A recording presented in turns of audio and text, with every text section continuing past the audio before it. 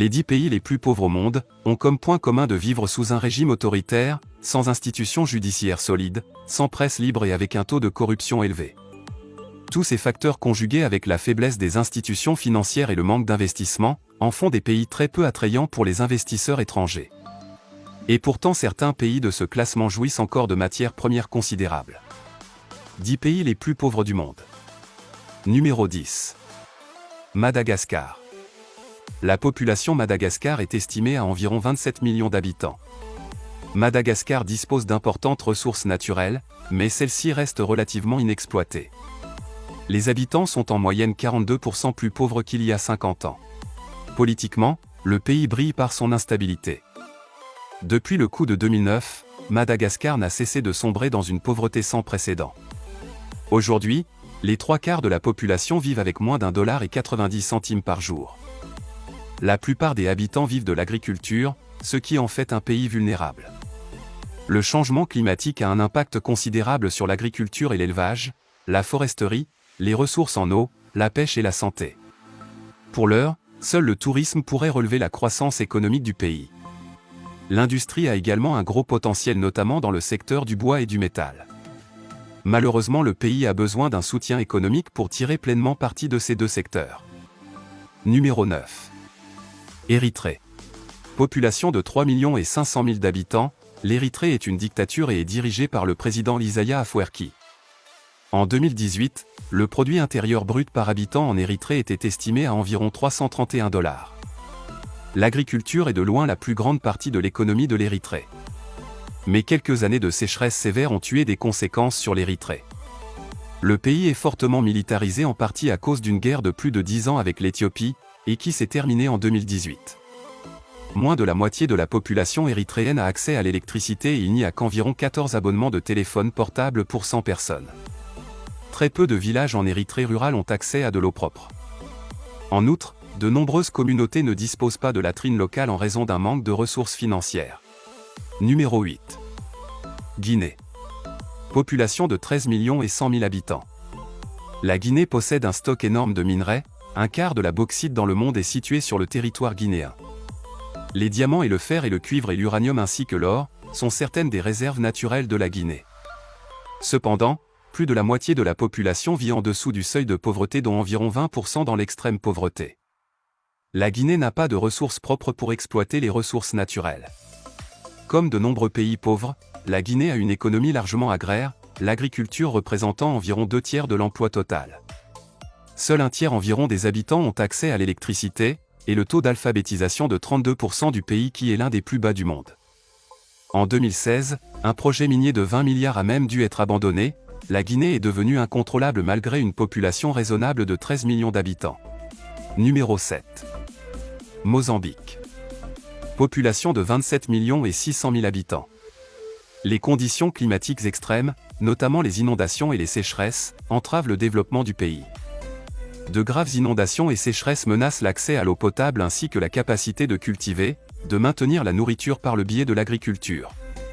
Bien que l'économie du pays se soit améliorée en 2011 grâce à la découverte de gaz naturel, le développement est toujours à la traîne, en partie à cause de la guerre civile qui a duré plus de 10 ans et demi. La plupart des habitants vivent en dessous du seuil de pauvreté. La proportion de la population vivant avec $1,90 par jour s'élève à 62%, et près de 82% avec $3,20 par jour. Près d'un tiers de la population souffre de malnutrition et un enfant sur 5 est privé de nourriture. Plus de la moitié de la population du Mozambique n'a pas accès à l'eau propre et le taux d'alphabétisation au Mozambique n'est que de 47%. La croissance économique récemment retrouvée ne bénéficie pas encore à la population. Numéro 6. Malawi. Population de 19 100 000 habitants. Le Malawi est l'un des plus petits pays d'Afrique a fait des progrès ces dernières années, dans l'amélioration de la croissance économique, et la mise en œuvre de réformes structurelles cruciales. Un nouveau gouvernement reconnu par la communauté internationale a été démocratiquement élu en conséquence. Le Malawi reçoit un soutien financier du Fonds monétaire international et de la Banque mondiale. Le Malawi est non développé, extrêmement pauvre, et la famine a frappé la population plusieurs fois. Environ 25% de la population vivent dans l'extrême pauvreté malgré la croissance économique de ces dernières années. Le tabac est la plus grande exportation du Malawi et l'agriculture dépend beaucoup des précipitations et représente environ 90% de l'emploi du pays. La croissance démographique est plus grande que la croissance économique. Ce qui signifie que les besoins de certaines personnes ne peuvent pas être couverts. En 2015 et 2016, seuls 17% de la population pouvait satisfaire ses besoins alimentaires. Le soutien de l'étranger reste indispensable. Numéro 5. Niger, population de 24 millions et 100 000 habitants. Environ 80% de la surface du Niger fait partie du Sahara. L'économie du pays dépend des ressources telles que l'or et l'uranium. L'inflation, les inondations, les taux de fécondité élevés, les infrastructures sanitaires médiocres et les terrains désertiques. Et la surpopulation ne sont que quelques-uns des problèmes qui entraînent la mauvaise situation économique du Niger. La population ne cesse d'augmenter, ce qui intensifie la pression sur l'agriculture. Les grands projets ne généreront des bénéfices que dans plusieurs années, beaucoup de gens fuient les territoires occupés. Au niveau de l'éducation, beaucoup de personnes sont analphabètes. L'insécurité alimentaire est élevée, tout comme les taux de maladie et de mortalité, ce qui rend une reprise économique très difficile. Numéro 4. Libéria, population de 5 millions d'habitants.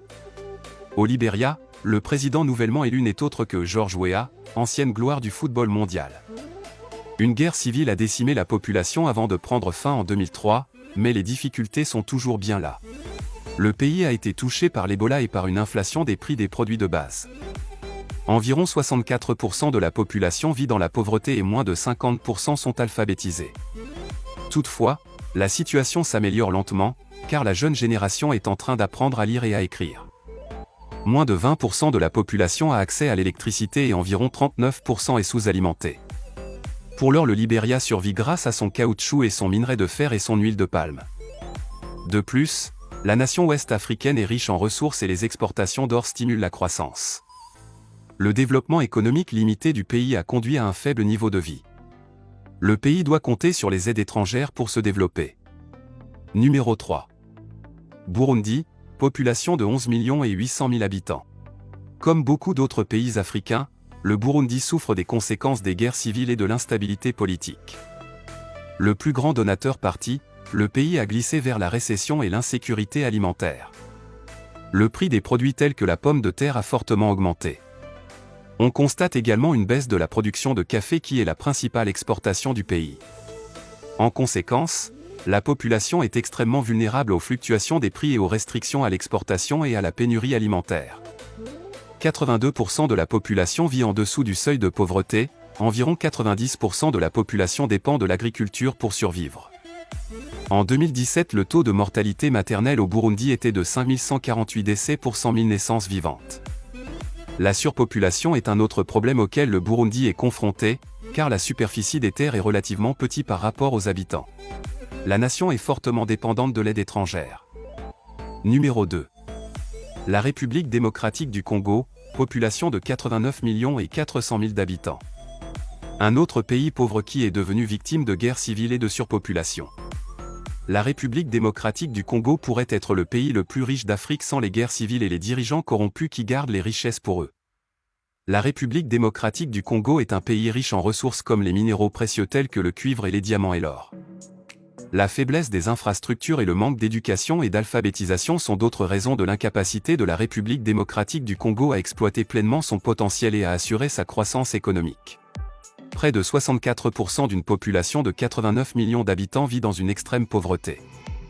Environ 17% seulement de la population a accès à l'électricité et il n'y a pas de ligne téléphonique fixe. Comme dans de nombreux pays pauvres, les résultats en matière de santé sont à la traîne. Au Congo par ailleurs, 40% du budget du pays est destiné aux institutions et à ses dirigeants. Numéro 1. République centrafricaine, population de 4 millions et 800 000 habitants. Bien que le pays possède des ressources naturelles précieuses, notamment des diamants et de l'or et du bois et du pétrole et de l'uranium, il reste extrêmement sous-développé. En grande partie à cause de l'instabilité politique permanente et d'un certain nombre de conflits dans la région. Au cours des décennies, pour la première fois depuis l'indépendance en 1960, la République centrafricaine a un président démocratiquement élu. Sauf qu'il est toujours sous le coup d'une interdiction d'exportation de diamants, sa principale ressource. Des efforts ont récemment été consentis pour calmer les conflits internes qui perdurent depuis des dizaines d'années.